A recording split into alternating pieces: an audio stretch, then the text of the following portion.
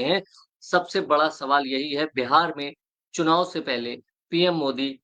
क्या-क्या सौगात किसानों को दे सकते हैं? बहुत-बहुत शुक्रिया साइम। अगर हम बिहार विधानसभा चुनाव की बात करें और इसके महत्व का जो आपने सवाल उठाया है, निश्चित रूप से पूरी हिंदी पट्टी भारत के जो राज्य हैं उनमें यूपी और बिहार कहते हैं कि दिल्ली की सत्ता की कुंजी जो है इन्हीं 2 राज्यों में के हाथ में होती है और यहाँ की जो जनता है, वो ये तय करती है कि दिल्ली के तख्त पर कौन बैठेगा।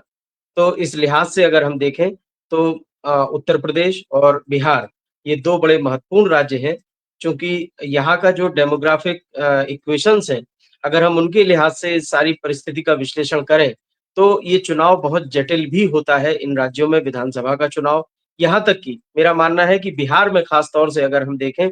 तो पंचायत से लेके पार्लियामेंट तक जितने भी चुनाव होते हैं, वो बहुत ही ट्रिकी, बहुत जटिल और राजनीतिक समीकरणों के लिहाज से बहुत ही महत्वपूर्ण होते हैं, क्योंकि यहाँ पर ये पूरा का पूरा जो इलाका है, ये राजनीतिक रूप से बहुत ही संवेदनशील और जागरूक लोगों का इलाका माना जाता है। बिहार के लोग राजनीतिक तौर पर बहुत ही जागरूक हैं, बहुत समझदार हैं और वे अपनी सरकारों को उतने ही महत्व देते हुए उसको चुनने में अपनी पूरी सजगता दिखाते हैं। तो अब जब बिहार का विधानसभा चुनाव एक तरह से आसन्न है और आने वाले 2 महीनों के भीतर अक्टूबर में कभी भी विधानसभा चुनाव की तारीखों की घोषणा की जा सकती है और जिस तरह से अभी चुनाव आयोग अपनी तैयारियां कर रहा है बिहार में विधानसभा चुनाव की, उसके दौरान ही जिस तरह से पूरे देश में और दुनिया में चर्चा का केंद्र बना हुआ है, बिहार का चुनाव, वो किसी से छुपा नहीं है और ऐसे में इस चुनाव में क्या-क्या इक्वेशंस बनेंगी, राजनीतिक समीकरण क्या होंगे, ऊँट किस करवट बैठेगा, ये सारे सवाल अभी से पूछे जाने शुरू हो गए हैं। वहीं बिहार में मतदाताओं की जो स्थिति है, जो उनके जातिगत इक्वेशंस हैं, वो भी बहुत जटिल हैं और यही वजह है कि बिहार का चुनाव किसी भी राजनीतिक दल के लिए बहुत आसान नहीं माना जाता है। और जो बड़े राजनीतिक दल हैं, राष्ट्रीय राजनीतिक दल हैं, जिसमें भारतीय जनता पार्टी, कांग्रेस, ये सबसे प्रमुख रूप से चुनाव के मैदान में डटे हुए हैं और पिछले 1 महीने से जिस प्रकार से मुख्य विपक्षी पार्टी कांग्रेस ने पूरे बिहार में एक कैंपेन चलाई हुई है, बिहार में वोट चोरी को लेकर जो एक बड़ा मुद्दा बनाने की कोशिश की जा रही है, नेता प्रतिपक्ष के तौर पर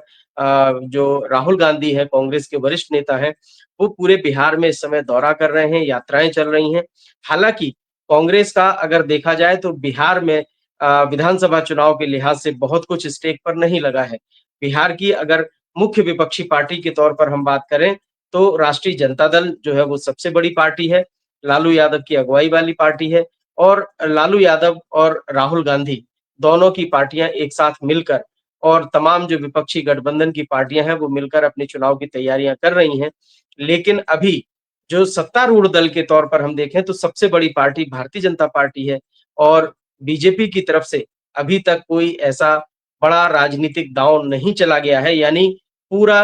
का पूरा जो मैदान है वो अभी खुला छोड़ दिया गया है विपक्ष के लिए। ये बीजेपी की स्ट्रेटजी हम पिछले तमाम विधानसभा चुनावों में हमने देखा है कि किस तरह से भारतीय जनता पार्टी पूरे राज्य में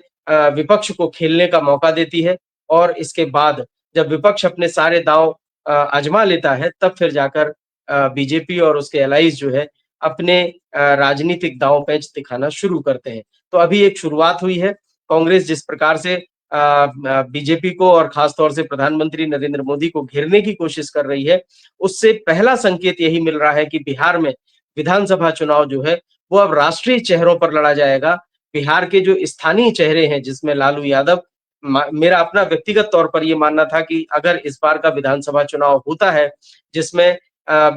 मुख्य विपक्षी पार्टी के तौर पर राजद लालू के चेहरे को सामने रखकर एक संवेदना के तौर पर लोगों की जो सिंपैथी है वो बटोरने की कोशिश करेगी और लालू को शायद कैंपेन में आगे रखेगी, लेकिन उनकी जो सेहत है वो शायद अलाउ नहीं कर रही है। तो इस वजह से तेजस्वी अब राहुल के साथ लगे हुए हैं और वो इस यात्रा में अपना पूरा योगदान दे रहे हैं, लेकिन जो तस्वीर उभर के सामने आ रही है उसमें राहुल गांधी को बड़ी प्रमुखता के साथ जो है वो आगे रखा गया है, यानी नेतृत्व की जो कमान है वो ऐसा दिख रहा है कि अब राहुल के हाथ में है और विपक्षी पार्टियां सभी राहुल के पीछे चल रही हैं। तो ये एक मेरे लिहाज से थोड़ा-सा चौंकाने वाला डेवलपमेंट है। वहीं अगर जिस प्रकार से अभी तक राहुल गांधी और कांग्रेस और विपक्षी पार्टियों ने एसआईआर के मुद्दे पर अपने जो विरोधी दल हैं, खासतौर से बीजेपी की जो घेराबंदी की है, उसमें सीधा-सीधा अगर निशाना किसी पर लगाया जा रहा है, तो वो प्रधानमंत्री नरेंद्र मोदी है। तो इस प्रकार से हम कह सकते हैं कि जिस प्रकार से राष्ट्रीय राजनीति में या राष्ट्रीय चुनाव में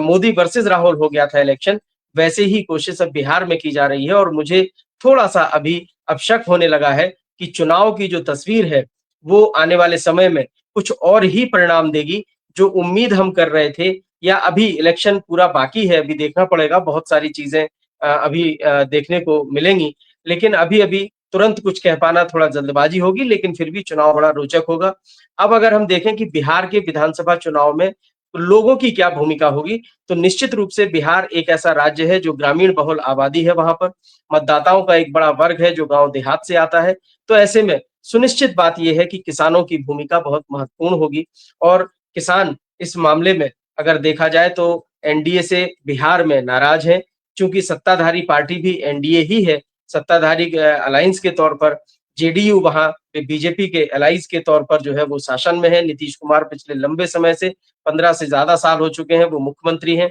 और लोगों में एक नाराज़गी है, वो एंटी इनकम्बेंसी के तौर पर भी साफ तौर पर दिखाई दे रही है। लेकिन जिस प्रकार से विपक्ष जो है ये पूरा चुनाव मोदी वर्सेस ऑल के तौर पर जो है इसको सामने लाने की कोशिश कर रहा है, उससे मुझे लगता है कि शायद ये स्थिति इतना ज़्यादा नुकसानदायक साबित ना हो सत्तारूढ़ दल के लिए। अब बात आती है कि सत्ताधारी पार्टी के तौर पर या अलायंस के तौर पर एनडीए क्या कुछ पिटारे में रखे हुए है बिहार के किसानों के लिए, तो निश्चित रूप से पीएम किसान सम्मान निधि सबसे बड़ी एक स्कीम है, जो बिहार में एक बार फिर से एनडीए के लिए गेम चेंजर साबित हो सकती है। ये स्ट्रेटजी बीजेपी और उसके एलाइज की तरफ से अपनाई जा रही है। अगर जो राजग के नेता हैं, एनडीए के जो घटक दलों के नेता हैं, अगर आप उनसे बात करें तो ये पीएम किसान सम्मान निधि पर पूरा फोकस